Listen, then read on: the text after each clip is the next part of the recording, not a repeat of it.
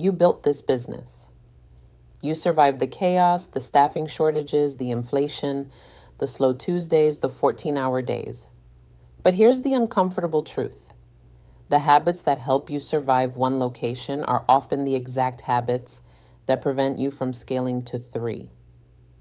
I sat down with a restaurant owner who went from a single 40-seat diner to 3 thriving locations doing over $5 million a year. I asked him what changed. What was the secret? And his answer surprised me. He said, "Nothing got easier, I just stopped running the business emotionally." That stuck with me, because when he opened his first diner, he was doing everything himself. Cooking the line, running expo, covering call-offs, ordering inventory at midnight, payroll on Sundays. He said there was a point where he was sleeping 4 hours a night and still falling behind. Then came the near failure moment, one of his busiest months ever. And he almost missed payroll. Sales looked good, but cash flow was collapsing. Food costs were out of control. Managers were making inconsistent decisions. Nobody knew the actual numbers. He said he realized something critical in that moment. Revenue was growing, but the business itself was not getting stronger. And that forced a turning point. Instead of working harder, he started building systems. Not glamorous systems, simple ones. 5 habits changed everything. Habit number 1, conduct weekly financial reviews.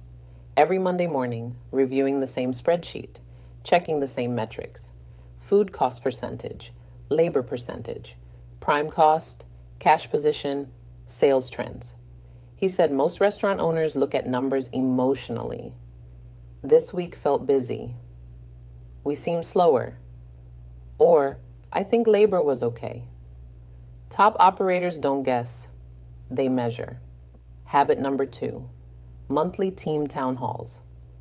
Once a month, every manager and lead gets together.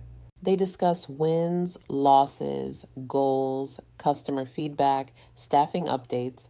All of it is discussed openly. Why? Because confusion destroys culture faster than conflict does.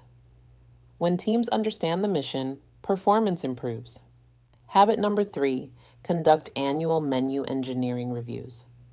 He said most restaurants keep weak menu items around for emotional reasons. This dish has always been on the menu, or customers might get upset, or the chef likes it. But every item must justify its existence financially. Once a year, they review contribution margin, popularity, prep complexity, waste impact, ticket time, and based on the review, they make hard decisions.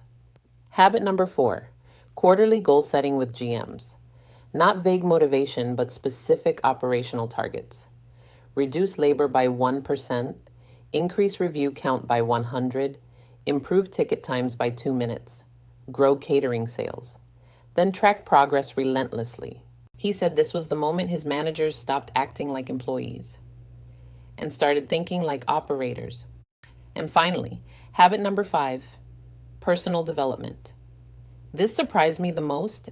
He blocks time every single week to learn, whether it's through books, leadership training, finance forums, communication strategies, or operational podcasts.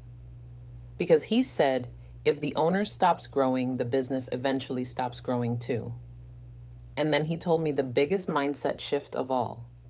He said the breakthrough came when he stopped trying to personally control everything and started trusting documented systems, not verbal instructions, not common sense, not hoping people remember, documented processes.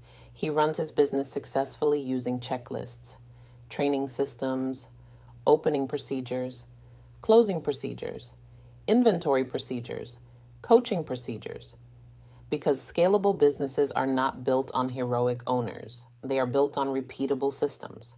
And honestly, that's the difference between operators who stay trapped inside one exhausting location and operators who build something bigger than themselves.